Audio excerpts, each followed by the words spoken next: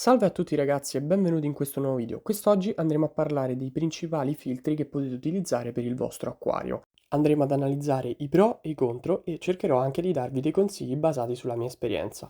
Perciò cercate di rimanere fino alla fine del video oppure andate nella sezione che vi interessa, perché ovviamente il video sarà sezionato e sarà diviso in base alle tipologie di filtro. Voi, se volete vedere una specifica tipologia di filtro, potrete semplicemente cliccare sulla sezione che vi interessa. Bene, prima di iniziare vi prego di iscrivervi e supportare il canale, ma adesso partiamo subito con il video.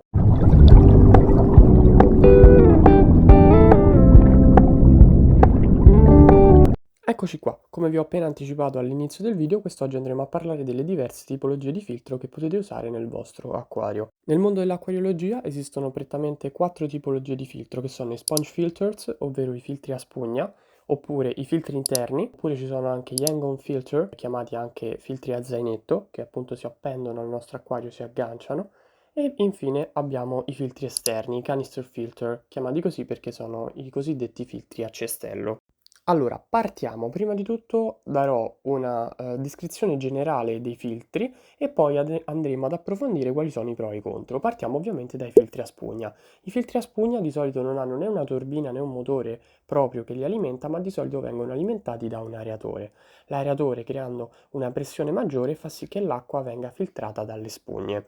Ovviamente perché i fluidi vanno sempre da bassa ad alta pressione. In questo modo le bolle, creando alta pressione verso l'alto, aspirano l'acqua che dal basso attraverserà la spugna e verrà filtrata. Allora, quali sono i pro di avere un filtro a spugna? Allora, sono perfetti per gli avannotti, ovvero per i piccoli dei nostri pesci, oppure per le caridine, insomma, per organismi veramente piccoli. Perché? Perché non avendo una turbina non c'è il rischio che i piccoli dei pesci, gli avannotti, oppure dei piccoli organismi come le caridine, i gamberetti, vengano aspirati e vengano appunto presi dal filtro. Oltre a questo, un altro pro è che offrono una casa per i batteri nitrificanti, infatti le spugne offrono una superficie in cui si possono insediare le colonie batteriche. Oltre a questo svolgono un ruolo sia da filtro che da aeratore e costano anche relativamente poco. Questi sono i pro che mi sento di dirvi. Gli aspetti negativi, perciò i contro che ho riscontrato in questi anni, è che possono essere ingombranti e non sono particolarmente carini, per l'estetica non sono proprio il massimo. Di solito hanno un basso tasso di filtraggio, infatti sono molto deboli rispetto ai normali filtri col motore e le spugne vanno cambiate spesso perché tendono a rovinarsi e ad impregnarsi. Detto questo, ecco qui arriviamo alla fine, diciamo, al consiglio personale che posso darvi. Io li consiglio se avete degli avannotti o delle caridine o come filtri di potenziamento se avete già un filtro bello potente. Ovviamente perché aiuteranno a far crescere i batteri, sono anche molto utili perché riescono ad aggiungere ossigeno alla vostra acqua. Il prossimo filtro è un classico in tutti gli acquari, da quando si parte a quando si finisce alla fine di questo mondo, e sono i fantastici filtri interni, coloro che hanno reso possibile l'attuazione di questo hobby. Infatti all'inizio esistevano soltanto i filtri interni.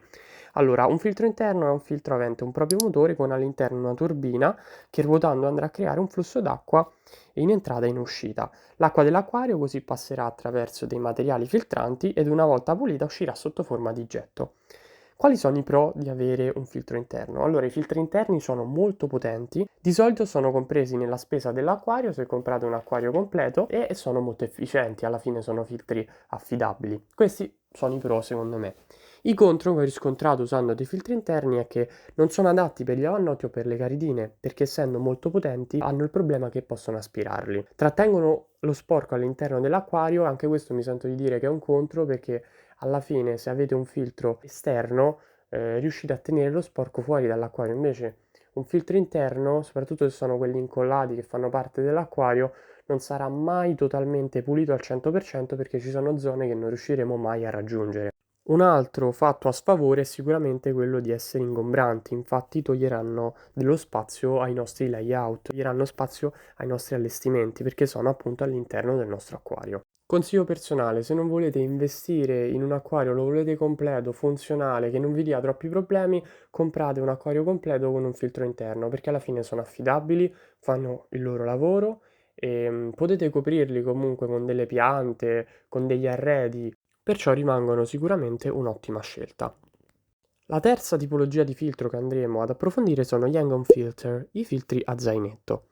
Si sono diffusi molto negli ultimi anni e devo dire che ne ho provati diversi.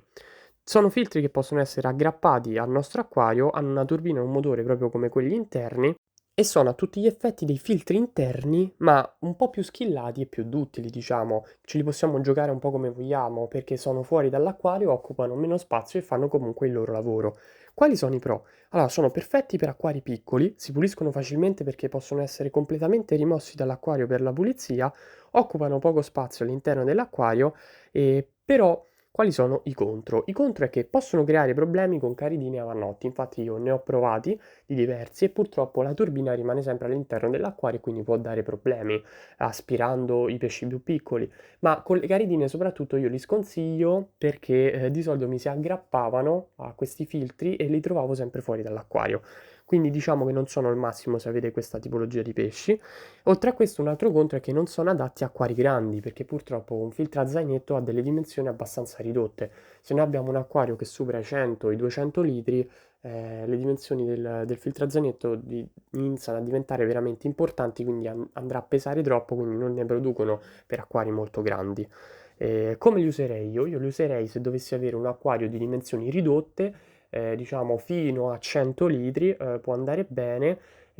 Con dei pesci è perfetto, secondo me è la soluzione perfetta. Se avete dei pesci abbastanza grandi che non vanno a darvi problemi, che non si arrampicano e vanno via come le caridine, potrete usarli per acquari di dimensioni medio-piccole. Secondo me sono la scelta migliore in questo caso.